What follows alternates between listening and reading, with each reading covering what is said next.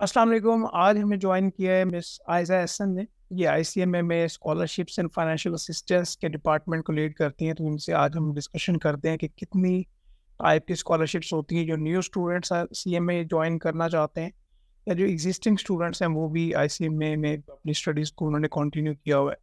Ma'am, thank you so much कि आपने join किया। थैंक यू सो मच और आपका बहुत शुक्रिया आपने इनवाइट किया मुझे। जी सर। इस सबसे पहले तो मैं आपसे ये जानना चाहूँगा कि न्यू स्टूडेंट्स, चाहे उनका इंटरमीडिएट का बैकग्राउंड है या ग्रेजुएशन का है, तो कितनी टाइप्स के स्कॉलरशिप्स ऑफर कर रहा है ये सीएमए इंस्टीट्यूट? बेसिकली आईसीएमए जो है वो different types of scholarships offer करता है। हमारी जो इकोनॉमिक कंडीशंस हैं उसको देखते हुए हम ये देखते हैं कि जो स्टूडेंट्स हैं उनको बहुत ज़रूरत है आजकल के दौर में स्कॉलरशिप्स की। तो इसी चीज़ को मद्देनज़र रखते हुए हम डिफरेंट टाइप ऑफ स्कॉलरशिप्स देते हैं। जिसमें सबसे पहले जो मेन स्कॉलरशिप आती है वो है परफॉर्मेंस बेस्ड स्कॉलरशिप, और जो कि हमारी हमारे न्यू स्टूडेंट्स के लिए। जो हमारे न्यू स्टूडेंट्स हैं जो कि हम मेरिट बेस्ड स्कॉलरशिप्स हमें जिसे कहते हैं, मेरिट बेस्ड स्कॉलरशिप हम इसको कहते हैं। और मेरिट बेस्ड स्कॉलरशिप में हम 3 टाइप्स की स्कॉलरशिप को कैटेगराइज करते हैं। फर्स्ट टाइप वो है मेरिट बेस्ड स्कॉलरशिप की, जिसमें वो स्टूडेंट्स जिनके लास्ट डिग्री में 75% तक मार्क्स होते हैं तो हम अपनी कोचिंग फी में उनको 50% तक डिस्काउंट देते हैं, वेव ऑफ देते हैं। उसके बाद नेक्स्ट कैटेगरी आती है उन स्टूडेंट्स की जिनके 85% से 90% तक मार्क्स होते हैं, तो हम 75% तक, आई मीन 75% तक हम उनको कोचिंग फी में स्कॉलरशिप देते हैं। और लास्ट, और जो कि वो स्टूडेंट्स जो कि पोजीशन होल्डर हैं, वो डिग्रीज लेके या बोर्ड में पोजीशन लेके यूनिवर्सिटीज में पोजीशन होल्डर्स होते हैं, फर्स्ट सेकंड और थर्ड पोजीशन होल्डर को हम इवन 100% तक कोचिंग फी में स्कॉलरशिप्स देते हैं। ये मैं बात कर रही हूँ उन लोगों की जो कि हमारे न्यू स्टूडेंट्स हैं, हमारे जो कि अपकमिंग स्टूडेंट्स, जो हमारे न्यू स्टूडेंट्स इनरोल होते हैं सीएमए की सर्टिफिकेशन। जी ये जो आपने मुझे स्कॉलरशिप बताई है, ये सिर्फ मेरिट बेस्ड स्कॉलरशिप होती है? इसके बिल्कुल। अलावा जी जी हाँ, कोई हमारे भी पास बहुत सारी ऑप्शंस है। बिल्कुल, हमारे पास बहुत सारी ऑप्शंस है। ये मैंने आपको सिर्फ अभी मेरिट बेस्ड स्कॉलरशिप बताई है। जो दूसरी कैटेगरी है जो कि हम देते हैं न्यू स्टूडेंट्स को भी, वो है हमारी किनशिप बेस्ड स्कॉलरशिप। वो स्टूडेंट्स जो कि दो से ज़्यादा बहन भाई या 2 बहन भाई होते हैं, हम स्कॉलरशिप ऑफर करते हैं उनको 25% डिस्काउंट देते हैं हम कोचिंग फी में उनको थ्रू आउट देयर क्वालिफिकेशन। अगर वो दोनों स्टूडेंट्स पढ़ रहे हैं तो हम किनशिप स्कॉलरशिप भी ऑफर करते हैं। इसके अलावा हमारे पास जो स्पेशल डिस्काउंट है वो हाफिज़ कुरान के लिए भी है। वो स्टूडेंट्स जो कि एनरोल होते हैं सीएमए की क्वालिफिकेशन के लिए, उनको हम 25% डिस्काउंट देते हैं हाफिज़ कुरान स्टूडेंट को। इसके बाद डिसेबल स्टूडेंट्स के लिए भी हमारे पास 25% डिस्काउंट है। तो ये वो स्टूडेंट्स हैं जो कि हमारे न्यू स्टूडेंट्स को हम ऑफर करते हैं। किनशिप की बात मैंने आपको कर ली। इसके बाद एक और ये बात है आपकी मेरिट की और हमारी डिफरेंट स्कॉलरशिप्स की। एक और जो स्कॉलरशिप वो हम जो देते हैं वो आती है नीड बेस्ड स्कॉलरशिप, नीड कम merit based scholarship. ICMA Pakistan जो है वो नीड कम मेरिट बेस्ड स्कॉलरशिप भी प्रोवाइड करता है उन स्टूडेंट्स को, उन डिजर्विंग स्टूडेंट्स को जो कि बहुत अच्छा जिनका मार्क्स होते हैं बट दे कांट अफोर्ड, वो नहीं अफोर्ड कर सकते फर्दर फीस को, तो हम उनको नीड कम मेरिट बेस्ड स्कॉलरशिप भी प्रोवाइड करते हैं अकॉर्डिंग टू द सिचुएशन। जी अच्छा मिस काइंडली मुझे ये बताइएगा कि आपने ये स्कॉलरशिप तो गिनवा दी, तो ये स्कॉलरशिप जो है क्या ये फिजिकल क्लासेस के लिए है, जो आपका डीएलपी ऑनलाइन मेथड है उसके लिए भी है? दूसरा, जो आपकी रजिस्ट्रेशन फ़ी होती है या एग्ज़ाम फ़ी होती है, पेपर की होती है, क्या इनका भी कोई वेवर आपके पास होता है? मेहताब साहब, इसमें हम जो कोचिंग फी में आपने जैसे बात की कि कोचिंग के लिए ही सिर्फ है या डीएलपी के लिए भी है, तो मैं ये आपको यहाँ पे बताती चलूँ और एक्सप्लेन करती चलूँ। ये वो स्टूडेंट्स जो कि कोचिंग में है और इवन डीएलपी दोनों के लिए ये हम ऑफर करते हैं स्कॉलरशिप्स। अगर स्टूडेंट डिस्टेंस लर्निंग पे पढ़ना चाह रहा है, सेल्फ स्टडी करना चाह रहा है, तो हम उनको भी वही ऑफर करते हैं। और हम हमारी फिजिकल क्लासेस जो लेते हैं उनके लिए भी। नेक्स्ट आपका क्वेश्चन मुझसे ये था कि क्या स्कॉलरशिप रजिस्ट्रेशन पे है या एग्ज़ाम पे है या कोचिंग पे है। तो जी हम सिर्फ स्कॉलरशिप जो है वो कोचिंग फ़ी पे देते हैं।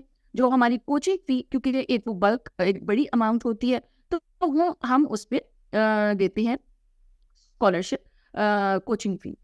जी। इसके अलावा मैं आपसे ये पूछना चाहूँगा कि जो आपके एग्जिस्टिंग स्टूडेंट्स हैं, तो अगर मिसाल के तौर पे उनको फाइनेंशियल हर्डल आ गई है, या आपकी क्या पॉलिसीज़ हैं इसको लेके? कितने टाइप की स्कॉलरशिप्स हैं? और अगर वो स्कॉलरशिप की कैटेगरी में बंदा फ़ॉल नहीं करता कोई स्टूडेंट, तो आप उसको किस तरह से कैटर करते हैं? अच्छा, यहाँ पे हम एग्जिस्टिंग स्टूडेंट्स के बारे में आपने मुझसे बात की कि एग्जिस्टिंग स्टूडेंट्स को हम किस तरह केटर करते हैं या हम उनको किस तरीके की स्कॉलरशिप्स देते हैं। तो yes, we have different scholarships जो कि हम कहते हैं performance based scholarship for our existing students. अब यहाँ पे हम डिफरेंट कैटेगरीज हैं जो कि स्कॉलरशिप्स हम एग्जिस्टिंग स्टूडेंट्स को देते हैं। फर्स्ट, वो स्टूडेंट्स हैं जिनके हाईएस्ट एग्रीगेट मार्क्स होते हैं, और अगर उनके हाईएस्ट मार्क्स होंगे अपने सब्जेक्ट में, तो हम 100% फी वेव ऑफ करेंगे उनकी नेक्स्ट सेशन में। अगर सेकंड हाईएस्ट मार्क्स हैं तो उनको 75% वेव ऑफ करेंगे टू द नेक्स्ट लेवल, जो कि जिसमें वो एडमिशन लेंगे। और इसी तरह थर्ड हाईएस्ट मार्क्स है तो 50% वेव ऑफ होगा उनका नेक्स्ट लेवल के लिए। इसके अलावा जो पोजीशन होल्डर्स हैं, जो मेरिट सर्टिफिकेट्स हैं जिनके, वो स्टूडेंट्स जिनका स्पेशल सर्टिफिकेट ऑफ मेरिट है इन द लेटेस्ट रिजल्ट, उसमें 100% वेव ऑफ होता है tuition fee for the next level course में। इसके अलावा one more than one course में अगर उनका मेरिट सर्टिफिकेट है उसमें भी हम देते हैं, वेव ऑफ करते हैं। इसके अलावा आपकी सर्टिफिकेट ऑफ मेरिट जो है वन कोर्स में अगर आता है तो 75% तक हम स्कॉलरशिप उनको भी देते हैं। इसके अलावा जो एग्जिस्टिंग स्टूडेंट्स हैं उनके लिए वही चीज़ हम कंटिन्यू रखते हैं, लाइक जैसे मैंने आपके साथ शेयर किया, किनशिप स्कॉलरशिप्स हैं, नीड कम मेरिट बेस्ड स्कॉलरशिप्स हैं। इसके अलावा डिस्काउंट्स हम ऑफर करते हैं। यहाँ ये चीज़ बताना मैं चाहूँगी कि हम 2 स्कॉलरशिप्स ऑफर और कर रहे हैं। हमारा लाइजन हुआ है 2 ऑर्गेनाइजेशंस के साथ, 2-3 ऑर्गेनाइजेशंस के साथ एमओयू साइन हुए हैं, जिसमें पहली जो है वो पंजाब एजुकेशनल एंडोवमेंट फंड जो है वो गवर्नमेंट ऑफ पंजाब से जो है हम अपने स्टूडेंट्स को वो भी प्रोवाइड करते हैं। वहाँ से भी आप स्टूडेंट जो है वो स्कॉलरशिप ले सकता है। सेकंड है पाकिस्तान बैतुल माल की स्कॉलरशिप, जो कि हम स्टूडेंट को वो भी ऑफर करते हैं। तो स्टूडेंट्स दोनों ऑर्गेनाइजेशन से अपनी फाइनेंशियल असिस्टेंस को केटर कर सकता है, कवर कर सकता है। जी। वैसे ये मेरा नेक्स्ट क्वेश्चन भी यही था, और मैं आपसे ये पूछना चाहूँगा कि जो आपने लास्ट टू बताया स्कॉलरशिप्स या स्पोर्ट की बात की है, इसका प्रोसेस अगर आप एक्सप्लेन कर दें तो ये बहुत बेहतर हो जाएगा। अच्छा, इसमें सबसे पहले जैसे मैंने एक्सप्लेन किया, पंजाब एजुकेशनल एंडोवमेंट फंड, इसके कुछ प्री रेक्विजिट्स होते हैं कि जिसको स्टूडेंट ने केटर करना होता है, कवर करना होता है, कंप्लीट करना होता है, सो दैट वो उसमें अप्लाई कर सके।